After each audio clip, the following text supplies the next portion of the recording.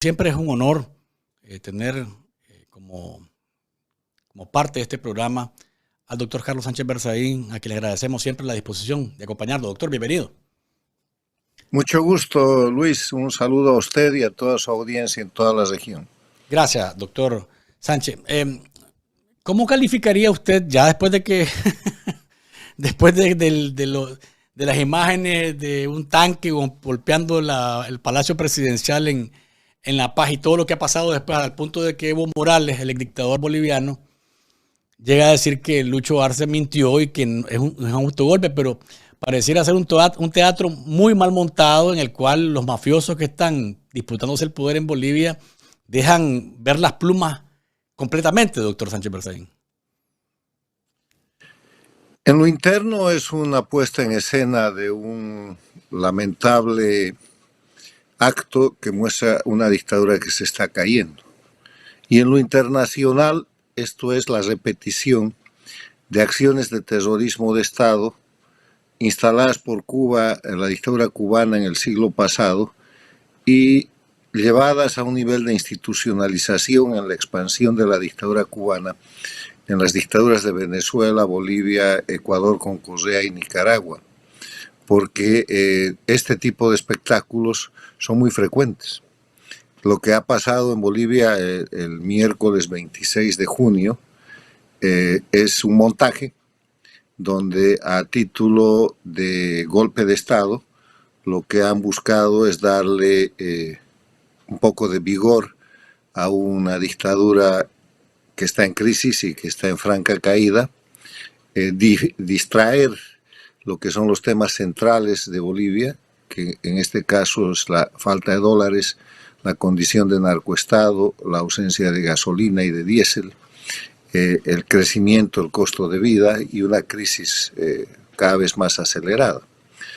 Entonces, aquí lo que hay que mirar es que lo que ha pasado en Bolivia la semana que antecede, lo hemos visto pasar por repetidos años en diferentes lugares. Vamos lo más atrás, al año 1989, cuando en Cuba se descubre que Fidel Castro se había metido en el narcotráfico, brindando las facilidades de la isla de Cuba para traficar cocaína, asociado con los narcotraficantes Pablo Escobar Gaviria de Colombia y Roberto Suárez Gómez de Bolivia.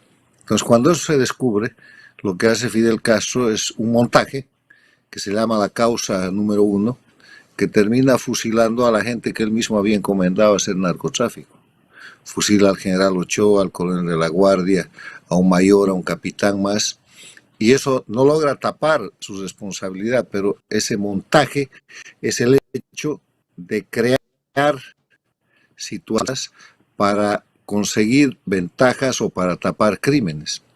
Ya en este siglo, la dictadura castrista que construye el socialismo del siglo XXI o el castrochavismo ha repetido esto en los diferentes países que controla. Empecemos por Venezuela. En Venezuela han asesinado al general Baduel, que era preso político, y lo han hecho con una presentación de COVID-19 como si estuviera enfermo. Pero hay un caso mucho más grave en Venezuela que ustedes recordarán, el caso de Óscar Pérez, sí. El oficial que cogió un helicóptero y que después se refugió en un lugar rural y ofreció rendirse y se quería rendir. Y todos los videos de esa situación muestran que lo mataron, que lo asesinaron, que prácticamente a él y a sus compañeros los fusilaron después de que habían pedido rendición. Y eso fue presentado como un golpe de Estado que desató a su vez una represión brutal y que sirvió para tapar hasta ahora este tipo de crímenes que en el caso de Pérez es asesinato, tortura y más. En Nicaragua ustedes no están exentos de aquello. Quiero recordarle, entre las cosas más notables y visibles, acusadas de conspiración y de preparación de golpe de Estado, han sido expulsadas de Nicaragua 19 monjas de la orden de la Madre Teresa de Calcuta. Teresa de Calcuta. 19 mujeres que no hacen otra cosa que ayudar al prójimo, acusadas de conspiración y golpe de Estado. Cuando estaba en el proceso electoral, han encarcelado a todos los candidatos que podían ganar, acusándolos de conspiración, de atentado contra la soberanía de Nicaragua. Los han metido 1 año a la cárcel mientras falsificaba el resultado electoral el dictador, y después los han expulsado del país y les han quitado la nacionalidad. Han pasado por ahí obispos, sacerdotes, organizaciones no gubernamentales, a la Cruz Roja también la han acusado de conspiración, han asaltado en Nicaragua la sede de la Organización de Estados Americanos y se han pretendido quedar con el edificio que no sabían que era alquilado. Entonces hacen ridículos, pero se trata de una metodología de presentar como hechos verdaderos crímenes y falsificaciones. Bolivia no está al margen de eso. Le quiero recordar que en el año 2008-2009, cuando pretendían imponer el Estado plurinacional, que terminaron por imponer con masacres y con persecuciones, protagonizaron la masacre del Hotel Las Américas en Santa Cruz, Evo Morales. Hay un informe de la Comisión Interamericana de Derechos Humanos que señala a Evo y a su gobierno como responsables de eso. Pero además de matar a la gente ahí, desataron el caso Terrorismo 1 y el caso Terrorismo 2 para encarcelar a cientos de bolivianos. Asesinato, persecución, encarcelamiento, tortura. Una de las víctimas de la tortura y el encarcelamiento fue el general Gary Prado, que había capturado al Che Guevara, ya fallecido ahora, pero que era un handicaped, un paralítico, y pese a eso, sin que tenga nada que ver en el asunto, lo encadenaron en una cama y lo ultrajaron. Entonces, el pretexto de esa movilización fue defender la unidad nacional, porque acusaron a estos señores de secesionismo, obviamente falsamente. Casi al mismo tiempo produjeron la masacre del Porvenir en la zona de Pando, donde encarcelaron al gobernador en ejercicio, Leopoldo Fernández, y lo llevaron preso por más de 12 años a La Paz. Hoy día tenemos preso al gobernador de Santa Cruz, pero no es el primero. El anterior, el de Pando, acusado de conspiración y golpe de Estado, fue llevado por más de 12 años injustamente a una cárcel. Entonces, lo que hemos visto el 26 de junio no es sino la repetición de una metodología criminal que se llama terrorismo de Estado. El terrorismo de Estado se define como el hecho de cometer delitos desde el gobierno, desde el poder, para generar miedo en la población, de manera que con ese miedo la gente asuma conductas en general de subordinación que de otra forma no serían posibles. Han producido el 26 ese espectáculo que nadie cree, pero han logrado de inmediato un apoyo internacional porque lo han producido al mismo tiempo que estaba reunida la 54 Asamblea de la OEA. Y lo han producido con un Luis Arce que tiene solamente, de acuerdo a la información del 24 de mayo de Gallup, 18% a su favor. Es uno de los gobernantes, junto con Díaz-Canel de Cuba, con Maduro de Venezuela, con Ortega de Nicaragua, que tienen el repudio del más del 80% de su población.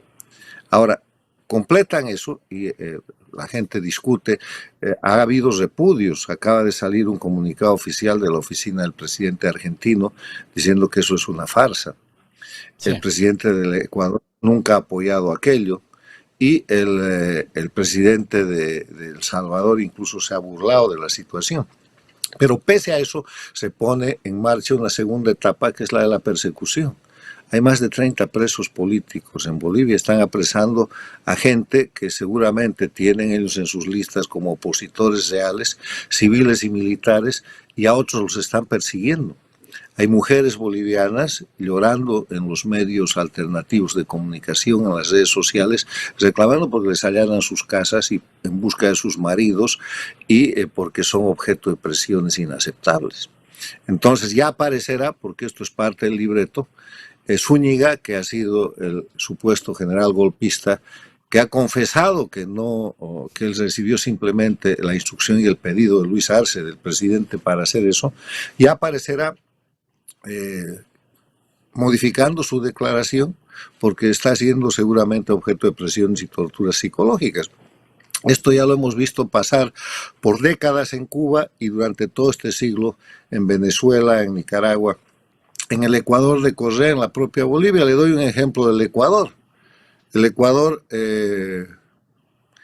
expulsa a la DEA y cierra la base de Manta con el pretexto de defender la soberanía y la independencia del Ecuador, cuando en verdad lo que estaban haciendo era construir un narcoestado, sacando los elementos internacionales de control para dejar al Ecuador en la situación que Correa lo dejó, un narcoestado que protegía no solo a los narcotraficantes, sino a los guerrilleros de las FARC.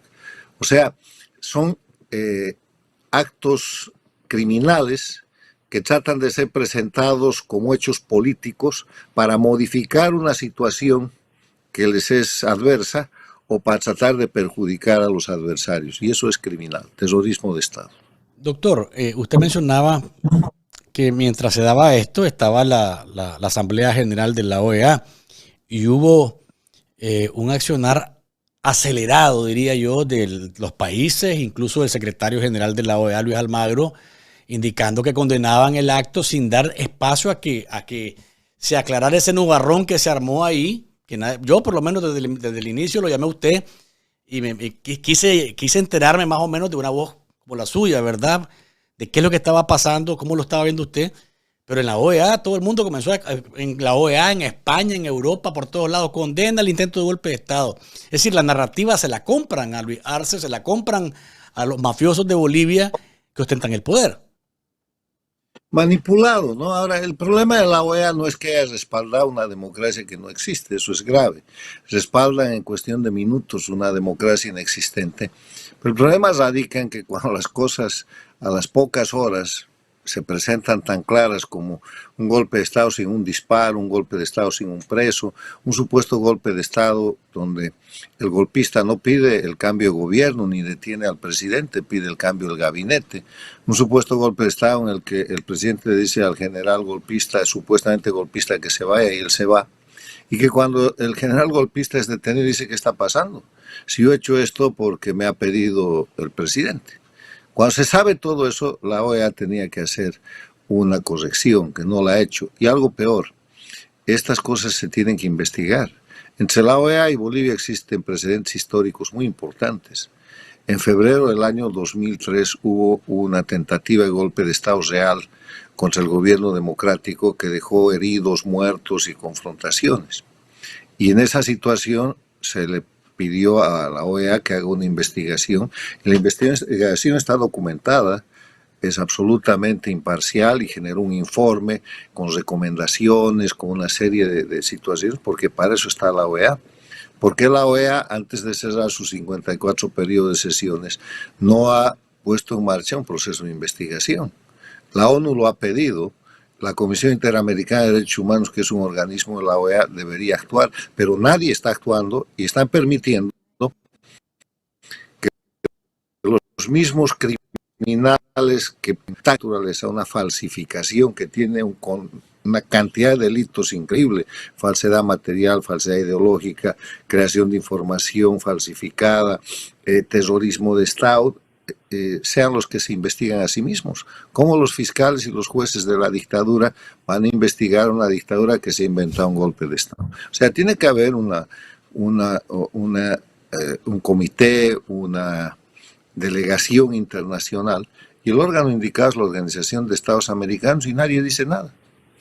Ahora, en esa misma línea, solamente lo mencionaba usted también, y lo mirábamos el comunicado del presidente Milei. Es el único país que saca la cara y dice: bueno, mira, yo creo que hay que denunciar que esto es una falsedad y hay que decirlo con todas las de ley, ¿verdad? Eso ha provocado que llamen al embajador de Argentina en La Paz a consulta.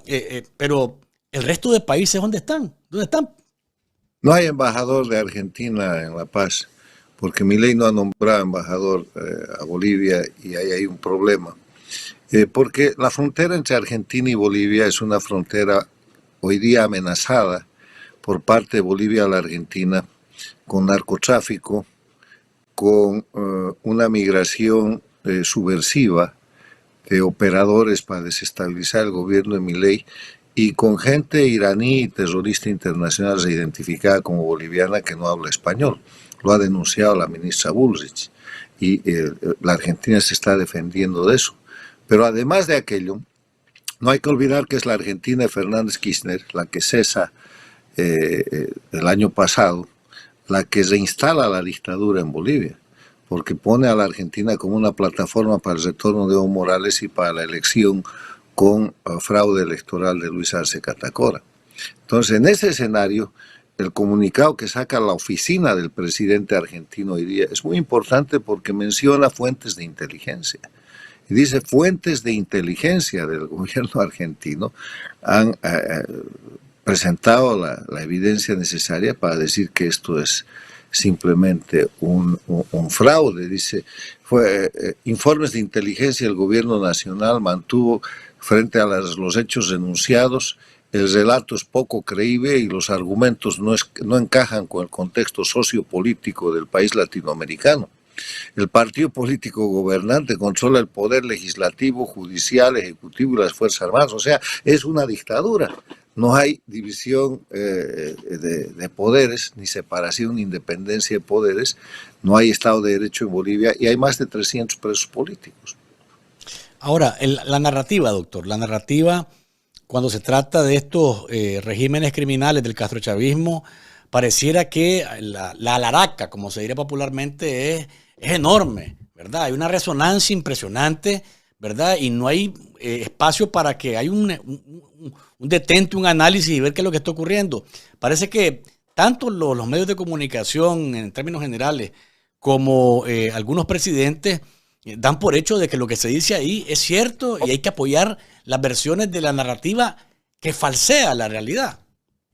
Yo diría que hay tres niveles. Hay un nivel de complicidad, las dictaduras de Cuba, Venezuela, Nicaragua y los gobiernos paradictatoriales de México con López Obrador, Brasil con Lula, Colombia con Petro y Chile con Boric van a estar en la complicidad de la narrativa.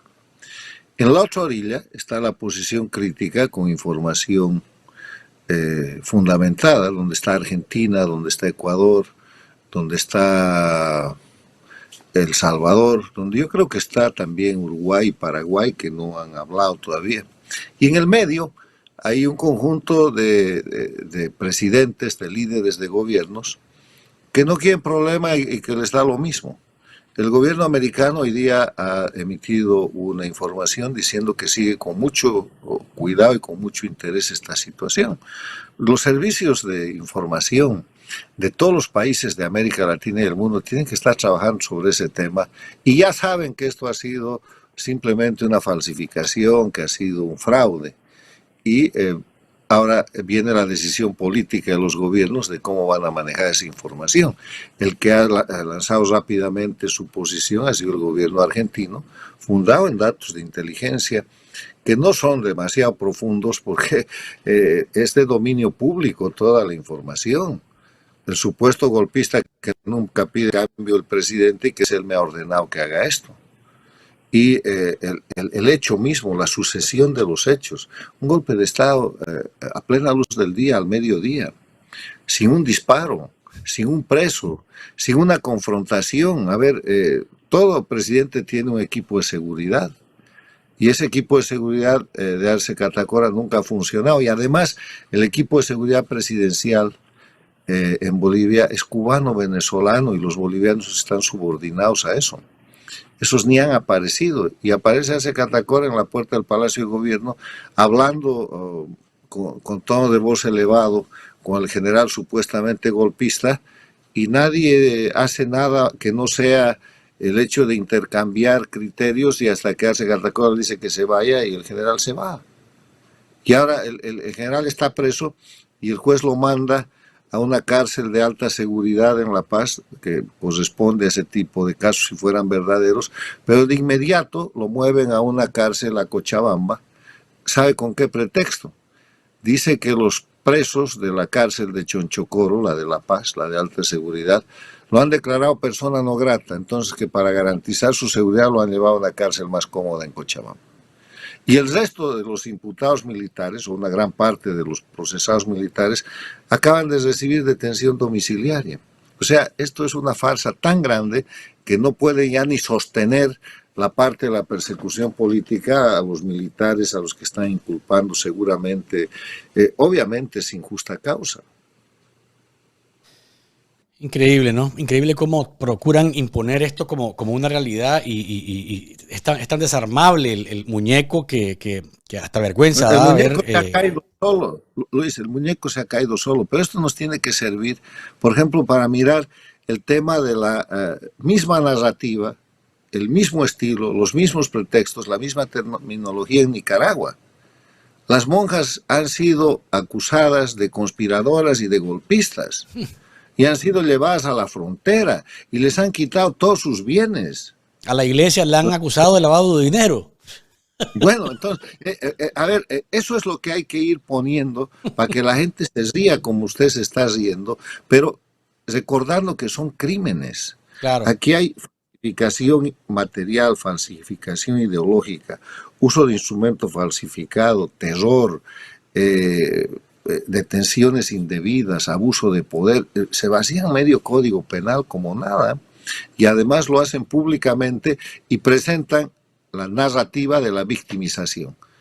Eso es lo habitual en este tipo de regímenes, que por eso son regímenes de crimen organizado transnacional. Y la otra cosa que yo quiero pedir que se vea y que se recuerde, la recurrencia del método y de los mecanismos son los mismos en Venezuela, Cuba, Bolivia, Nicaragua, fueron los mismos en el Ecuador. O sea, ¿de qué estamos hablando?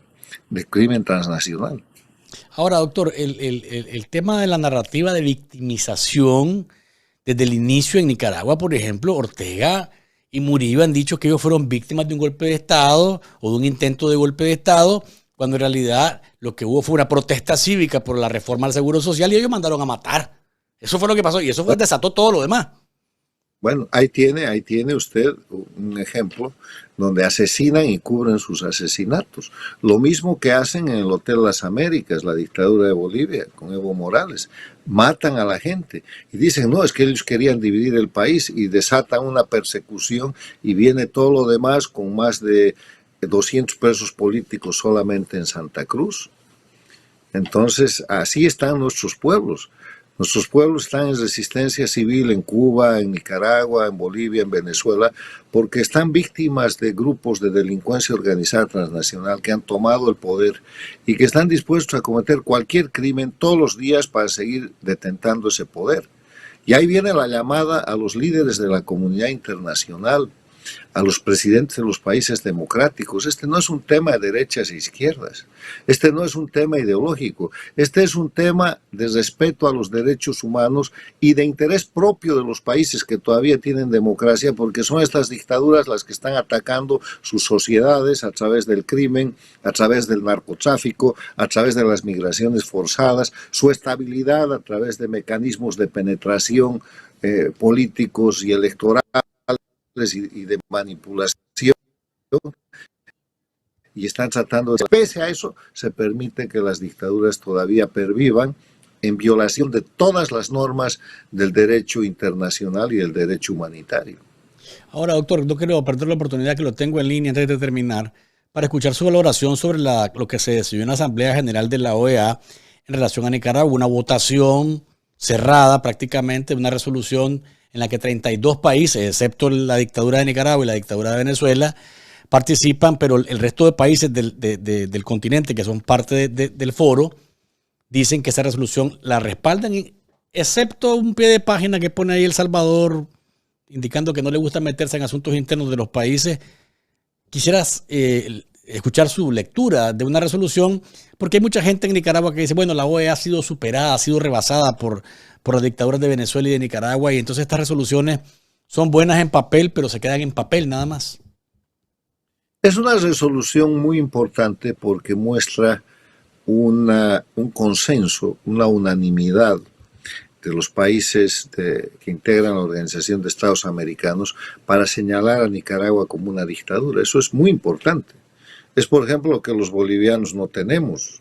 La dictadura de Bolivia, con 300 o más presos políticos, con crimen organizado, con narcoestado, con tortura, sigue navegando con una aceptación de democracia. La semana pasada han conseguido que todos los países de las Américas, mientras hacían esa resolución contra el régimen de Nicaragua, defiendan la democracia de Bolivia.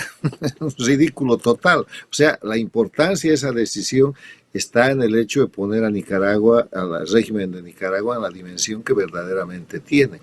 Y eso genera grandes responsabilidades que puede ser que en este momento no se apliquen porque tienen la fuerza en Nicaragua el grupo dictatorial, pero esa fuerza no dura y eso genera una cantidad de responsabilidades importantísimas para Ortega, para Murillo y para toda la organización criminal que hoy día está violando los derechos humanos de los nicaragüenses. Porque cuando se sale de la dictadura hay dos cosas esenciales que se deben hacer. Primero hay que terminar con las leyes, con la legislación dictatorial, que es en general violatoria de los derechos humanos, y segundo hay que evitar la impunidad. No ha de haber recuperación de la democracia con impunidad. Ya lo demuestran los fracasos del 2019, tanto en Venezuela con el gobierno legítimo de Guaidó, como en Bolivia con el gobierno que tenía que ser transitorio, la señora Áñez. Entonces, esa resolución tiene su valor. No esperen que se ordene una situación de hecho, porque el derecho internacional, tanto en las Américas como en el mundo, está todavía en un punto en el cual no hay para este tipo de casos la posibilidad de una fuerza de policía internacional para neutralizar a las dictaduras. Pero hay ya la Corte Penal Internacional, está la Convención de Palermo contra el crimen organizado transnacional y está la obligación jurídica de los gobiernos democráticos, cumplida en este caso con esa resolución, no solamente de señalar, sino de terminar con las dictaduras. Las dictaduras son un hecho anómalo, las dictaduras son un hecho criminal, y además de hacer declaraciones que están bien hechas, hay que tomar acciones y decisiones para cesar las dictaduras. Una cosa más, doctor, a propósito de la Carta Democrática, de la Carta Fundacional de la OEA, no, yo sé que en correlación de fuerza no es el momento, pero quisiera escuchar su opinión. Estamos ante un escenario en el cual ese instrumento debería de reformarse y adecuarse a la realidad de esas dictaduras de hoy que ven esa carta fundacional y la carta democrática y se burlan de ella porque no hay instrumento que les conmine realmente a volver a la senda de la democracia. Son dos cosas diferentes. La carta con la cual se crea la Organización de Estados Americanos se llamó en principio Carta de Bogotá porque se firmó en Bogotá, Colombia, y después cuando se reformó quedó llamándose simplemente la Carta de la Organización de Estados Americanos. Ese es un instrumento que establece la organización, sus fundamentos, etc. Pero el 11 de septiembre del año 2001 en Lima, Perú, se firma otra carta, que es la Carta Democrática Interamericana, en la cual el artículo primero dice: la democracia es un derecho de los pueblos de las Américas y los gobiernos tienen la obligación de promoverla y defenderla. Eso es muy importante. Y el artículo tercero señala cuáles son los elementos esenciales de la democracia. Si esos elementos, que cita 5, no hay democracia. El primer elemento es el respeto a los derechos humanos y las libertades fundamentales. El segundo es el acceso al poder y su ejercicio con sujeción al Estado de Derecho, quiere decir respeto a la ley, nadie por encima de la ley. Tercero, es la separación e independencia de los poderes públicos. Cuarto, la libre organización política. Y quinto, en base a todos esos elementos, la celebración periódica de elecciones libres y justas fundadas en el sufragio universal como expresión de la soberanía popular. Esta Carta Democrática Interamericana tiene unos artículos para tomar medidas para prevenir y defender la democracia, pero el siglo XXI y la acción criminal del castrochavismo, del socialismo del siglo XXI, ha demostrado que esas normas son insuficientes. Hemos llegado en el caso de Venezuela, cuando Almagro tomó de la Secretaría General de la OEA, a hacer 3 y hasta 4 informes. Hemos llegado al caso de Nicaragua a un señalamiento claro de lo que es la dictadura de Nicaragua, que se acaba de ratificar. No logramos eso respecto a la dictadura de Bolivia, que tiene todas las condiciones de una dictadura. Y la dictadura de Cuba parece navegar con una bandera diferente, tratando de excluirse de esta situación, pese a que Cuba ha sido reintegrada a la Organización de Estados Americanos. Durante 10 años, en el periodo de Insulza, que fue el secretario general del castrochavismo, la OEA ignoró la Carta Democrática Interamericana. Entonces, lo que hay que hacer con la Carta Democrática Interamericana no es cambiarla, sino complementarla. 2 o 3 artículos, y hay equipos de trabajo importantes que están en ese esfuerzo, que en algún momento será tratado y aprobado por la Organización de Estados Americanos, que además hace unas semanas ha considerado el tema, pero no ha avanzado demasiado, están discutiendo. Hay que agregarle unas cláusulas, unos artículos a la Carta Democrática Interamericana para que tenga posibilidad de coacción y de coerción frente a la ruptura del orden democrático y para el retorno a la democracia. Y eso no va a tardar en llegar, Luis. Usted y yo lo vamos a mirar. Eso es cuestión de pocos años en los cuales se ha de poder crear un sistema internacional en el cual, cuando hay una ruptura democrática, hay una acción inmediata internacional, y eso es complementación de la Carta Democrática Interamericana. Y cuando se instale una dictadura, pues simplemente hay que retirar la dictadura. Ojalá que lo veamos pronto. Doctor Carlos Sánchez Berzaín, siempre es un placer tenerlo en nuestro programa y un honor. Le agradecemos los minutos que nos ha dispensado y le dejo su espacio para que se despide la audiencia, que también le dice gracias por haber estado con nosotros. Mire, decirle que en este tema de las dictaduras, los pueblos que sufren las dictaduras del castrochavismo o socialismo del siglo XXI están en plena lucha. Hay resistencia civil en Cuba, en Venezuela, en Nicaragua, en Bolivia. Una resistencia civil activa. Por eso tienen que falsificar golpes de Estado, como en Bolivia. Por eso tienen que seguir deteniendo gente, como en Nicaragua, con el pretexto de conspiraciones que no existen. Por eso están arrinconados en Venezuela en una campaña electoral en la que están falsificando un fraude electoral y un resultado electoral que nadie les va a creer, pero que lo van a hacer. Y por eso en Cuba, en el mes pasado, en el mes de mayo, ya saldrá el informe de junio, han habido más de 630 manifestaciones. Los pueblos están empoderados, las dictaduras se están cayendo. Y lo que hay que hacer a nivel internacional es reforzar la verdad, la razón y la importancia de la libertad de estos pueblos que están luchando, y exigir con toda la fuerza de la palabra y de la razón que tenemos a los líderes internacionales que cumplan sus obligaciones para terminar con las dictaduras del socialismo del siglo XXI. Gracias, doctor. Lo felicito por el premio Emilia Bernal, que le fue otorgado la semana pasada allá en Washington. Estuvimos viéndolo en un video y felicidades.